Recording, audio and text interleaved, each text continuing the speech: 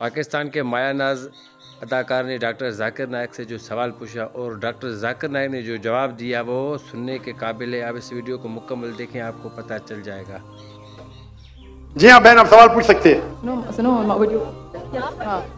वालेकुम डॉक्टर जायक। वालेकुम सलाम। आपका नाम और आपका पेशा? My name is Yashma Asad Gill and I am an actress. आपका नाम क्या है? यशमा असद गिल। यशमा सरगिल। यशमा असद गिल। जी हाँ। Okay, I know the time is limited, but I really want to address your contribution in my journey. There was a time when I had fallen into the trap of atheism back in the days when I was doing my bachelor's. But Alhamdulillah, it was your videos and your lectures that brought me back to my religion and brought my spirituality back to me and my faith back to me. So Alhamdulillah for that, and thank you for coming to my country and especially my city. You've been a mentor and you are my, I'm literally shaking right now, I'm so sorry. You're, okay, so the question is, pardon me if I say anything wrong because my knowledge is limited, but at the time when I was doing my research and I came across your lectures, there was everything else that I could understand, but one question still remains, which is that there's this concept of predestination, and then there is this one concept of us human beings and jannat having free will, right? तो अगर सब कुछ पहले से लिख दिया गया है, अगर सब कुछ predestined है, तो जो कॉन्सेप्ट है कि अगर एक चोर कहीं पे चोरी करता है तो वो तो पहले से नहीं लिख दिया गया था, उसको उसकी अकाउंटेबिलिटी क्या है उसमें फ्री विल के हिसाब से? बहन ने एक अहम सवाल पूछा है और वो कहती है कि पहले वो एक्ट्रेस थी और वो एथियज्म के जाल में फंस गई थी और मेरे कैसेट सुनने के बाद अल्हम्दुलिल्लाह वो वापस दीन की तरफ रुजू की और अल्लाह सुब्हानहू व तआला ने हिदायत दी। उनका मेन सवाल है कि कदर के बारे में। माशाल्लाह। मैं आपको मुबारकबाद देना चाहता हूँ कि आप एक फिल्म इंडस्ट्री से वापस सही रास्ते पे आए। बहुत मुश्किल है, अगर मीडिया के जाल में फंस जाते तो निकलना मुश्किल है, लेकिन अल्लाह ताला काफी लोग को हिदायत दे रहा है। आपको भी अल्लाह ने हिदायत दी। जहां तक सवाल है, उनका सवाल है कदर के बारे में, अबाउट डेस्टिनी, फ्री विल, कि अगर अल्लाह सुब्हानहू व तआला ने मेरे तकदीर में लिखा कि मैं शराब पीऊंगा और मैं शराब पीता हूं तो कौन जिम्मेदार? अल्लाह। ये सवाल बहुत कॉमन है, लेकिन अक्सर मुसलमान घबराते पूछने के लिए, क्या कोई फतवा न दे दे मुझे, मैं काफिर हूं। अल्लाह सुब्हानहू व तआला कुरान मजीद में इंसानों को एनकरेज करते सवाल जवाब के लिए, इसलिए कुरान मजीद में आप पढ़ेंगे 333 बार, 323 टाइम्स, 323 बार कहा गया है कुल, कालू, इन लोग ने कहा, और 323 बार अल्लाह कहते कुल, उनसे कहो। यानी कुरान मजीद की एक क्वेश्चन आंसर बुक है। 323 टाइम्स पूछा गया कि क्या सवाल है, अल्लाह बोलता है कुल कहो, कुल। उनने पूछा अल्लाह कौन है, कुल वल्लाहु अहद।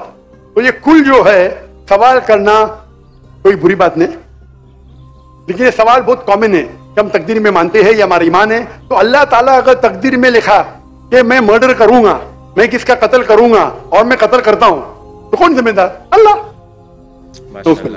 अगर लिखा है मेरे तकदीर में कि मैं शराब पीऊंगा और मैं शराब पीता हूं, कौन जिम्मेदार? अल्लाह। नौज़ुबिल्लाह। इसका जवाब यह है कि हमें समझना चाहिए तकदीर की क्या मानी है। और यह सवाल जब मैं दावती मैदान में जबरदस्त तकरीबन 35 साल पहले शुरू किया, तो यह सवाल मुझे भी बहुत परेशान कर, किससे पूछा नहीं मुझे, अल्लाह की मदद है, अल्लाह की मदद है। जवाब मिलने के बाद ही लोग पूछते हैं। तो पहले चंद साल काफी तहकीक की, लेकिन जवाब कोई किताब में मिली नहीं। जवाब मिला, फिर मैंने उलमा से पूछा, सही है? तो उन्होंने बोले माशाल्लाह अच्छा जवाब है, और मैं अभी पेश करूंगा आपके सामने।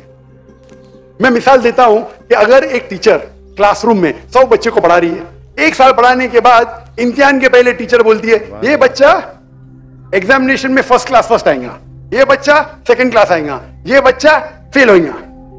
माफ करना, आपको मिसाल बोल रहा हूं, मिसाल है आपके। और एग्जामिनेशन के बाद ये सही निकलता है, ये बच्चा फर्स्ट क्लास फर्स्ट आता है, ये बच्चा सेकंड क्लास, ये बच्चा फेल होता है। मेरा सवाल है कि जो बच्चा फेल हुआ वो बोल सकता है कि टीचर ने प्रिडिक्ट की, क्योंकि टीचर ने प्रिडिक्ट की क्या मैं फेल होऊंगा, इसलिए मैं फेल हो गया। क्या वो बोल सकता है ऐसा? हाँ क्या नहीं? हाँ क्या नहीं? नहीं। टीचर देखती थी कि ये बच्चा स्टूडियस है, बराबर होमवर्क करता है, ज़हीन है, ये बच्चा एवरेज है, ये बच्चा हॉकी खेलता था, क्लास में भी नहीं आता था, पिक्चर देखता था। तो टीचर ने देख के प्रिडिक्ट की, और टीचर अक्सर सही होती है, लेकिन इंसान है, गलती भी हो सकती है। इसी तरीके से अल्लाह सुब्हानहू व तआला एक इंसान नहीं है, अल्लाह के पास इल्मे गैब है। अल्लाह को पहले ही पता है आप क्या डिसीजन लेने वाले हैं। मिसाल के तौर पे एक शख्स आता है चौराहे पे, सुभान अल्लाह, वो 4 में से एक सड़क को चुन सकता है, नंबर 1 सड़क, नंबर 2 सड़क, नंबर 3, नंबर 4। वो चुनता है नंबर 2 सड़क। चॉइस किसकी?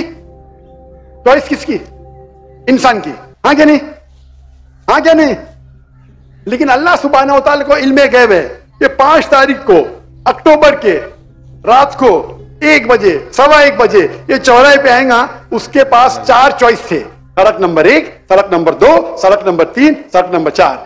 अल्लाह ताला जानते कि ये सड़क नंबर 2 चुनेगा, तो अल्लाह ताला लिख देते तकदीर में पहले ही कि ये इंसान 5 अक्टूबर की रात को 1 बजे, 1:15 बजे सड़क नंबर 2 पे चुनेगा। तो सड़क नंबर 2 किसने चुना? अल्लाह ने या क्या इंसान ने? अल्लाह ने चुना या इंसान ने चुना? इंसान ने चुना। तो कौन जिम्मेदार, अल्लाह या इंसान? अल्लाह या इंसान? इंसान। वो आगे जाता है और 3 सड़क आते हैं, सड़क ए, सड़क बी, सड़क सी। वो चुनता है सड़क ए। अल्लाह ताला जानता है कि वो सड़क ए चुनेगा, लिख देता है। कौन जिम्मेदार? इंसान। अल्लाह जानते हैं कि ग्रेजुएशन पास करने के बाद वो इंसान ईमानदारी से कमा सकता है या चीटिंग करके कमा सकता है। वो चीटिंग करके कमाता है, अल्लाह ताला लिख देते कि ग्रेजुएशन के बाद ये इंसान को ऑप्शन नंबर था ईमानदारी से कमाए, चीटिंग करके कमाए।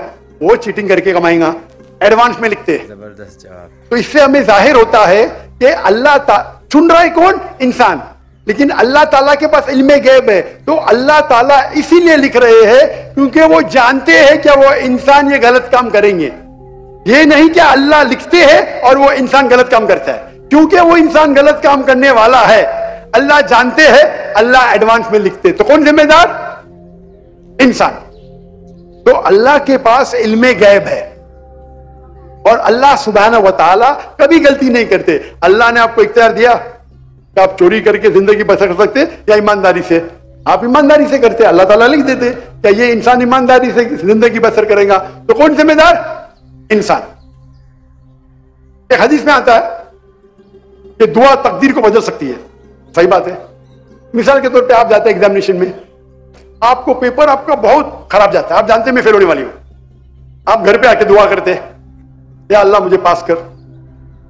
अल्लाह सुब्हानहू तआला को पता है कि आप एग्जामिनेशन में जाने वाले ये तारीख को आप फेल होंगे। अल्लाह को यह भी पता है कि आप घर पे आके दुआ करेंगे, हाँ कि नहीं? अल्लाह को यह भी पता है कि अल्लाह दुआ कबूल करेंगे कि नहीं। अल्लाह दुआ कबूल कर लेता है। तो तकदीर में लिखा है ये लड़की एग्जामिनेशन में जाती है, फेल होने वाली थी, घर पे आके दुआ करती है, अल्लाह ताला दुआ कबूल कर लेता है, उसे पास कर लेता है। तो हमें पता नहीं कि क्या होगा, तो दुआ करना अच्छी बात है। इसीलिए अल्लामा इकबाल फरमाते खुदी को कर इतना बुलंद कि हर तकदीर के पहले खुदा बंदे से खुद पूछे तेरी रजा क्या है। तो तकदीर का मतलब अल्लाह सुब्हानहू व तआला ने आपको इख्तियार दिया है। 100% नहीं, 95%, 90। मैं चाहता हूं मैं दुनिया को तबाह कर दूं, अल्लाह ताला नहीं करेगा। लेकिन अल्लाह आपकी चॉइस आपके ऊपर छोड़ा है। आपको हिदायत दी कुरान में और हदीस में, आप फॉलो करो नहीं करो आपके ऊपर है, आपके ऊपर फ्री विल है। लेकिन अगर आप कोई गलती करते आप जिम्मेदार, आप कोई अच्छाई करते आप जिम्मेदार। तो इसीलिए तकदीर के बारे में अल्लाह को इल्म गैब है। तो जो भी गलत काम करते हैं आप करते हैं, अल्लाह ताला आपसे नहीं करवाता। तो ये अगर आप समझ लेंगे तो इंशाअल्लाह आप कुरान मजीद की जो तालीमात पे अमल करेंगे और इंशाअल्लाह आप जन्नत में जाएंगे। Hope the answer